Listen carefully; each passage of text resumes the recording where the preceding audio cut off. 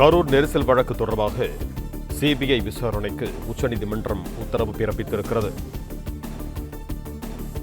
கரூர் நெரிசல் வழக்கை சிபிஐ விசாரிக்க உச்சநீதிமன்றம் உத்தரவு பிறப்பித்திருக்கிறது.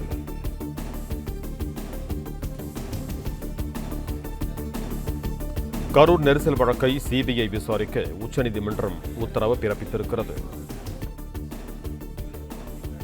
இது தொடர்பான விசாரணை கண்காணிக்க உச்சநீதிமன்ற நீதிபதி அஜஸ் ரஸ்தோகி தலைமையில் 3 பேர் கொண்ட குழு அமைக்கப்பட்டுள்ளதாக உச்சநீதிமன்றம் அறிவித்திருக்கிறது.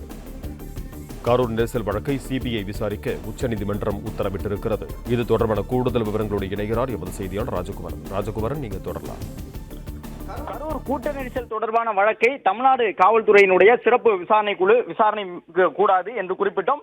சிபிஐ மூலமாக விசாரிக்கப்பட வேண்டும் என்பது உட்பட பல்வேறு கோரிக்கைகளை வலியுறுத்தி தமிழக வெற்றி கழகம் உட்பட 5 பேர் தாக்கல் செய்திருந்த மனு மீதான தீர்ப்பு வழங்கப்பட்டிருக்கின்றது. அதன்படி கரூரிலே கூட்ட நெரிசலால் 41 பேர் உயிரிழந்ததற்கு பின்னணியிலே அரசியல் காரணங்கள் இருக்கின்றன. எனவே அது தொடர்பான வழக்கு விசாரணையை தமிழ்நாடு காவல்துறை விசாரிக்க கூடாது என்று குறிப்பிட்டு தாக்கல் செய்யப்பட்டிருந்த மனுக்களை விசாரித்திருக்கக்கூடிய உச்சநீதிமன்றத்தினுடைய 2 நீதிபதிகள் அமர்வு தமிழக வெற்றி கழகத்தினுடைய கரூர் கூட்ட நெரிசல் சம்பவம் தொடர்பான உயிரிழப்பு வழக்கை சிபிஐ விசாரிப்பதற்கு அனுமதி வழங்கக்கூடிய வகையிலே அந்த விசாரணையை மேற்கொண்டிருந்தார்கள். அதன்படி உச்சநீதிமன்றத்தினுடைய ஓய்வு பெற்ற நீதிபதி அஜய் ரஸ்தோகி தலைமையிலே 3 பேர் கொண்ட குழு அமைக்கப்பட்டிருக்கின்றது.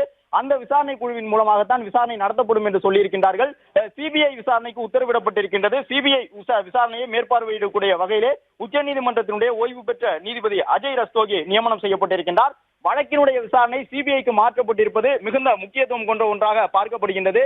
பிளே ஸ்டோர் மற்றும் ஆப் ஸ்டோரில் இருந்து பாலிமர் செயலியை QR கோடு மூலம் பதிவிறக்கம் செய்யுங்கள்.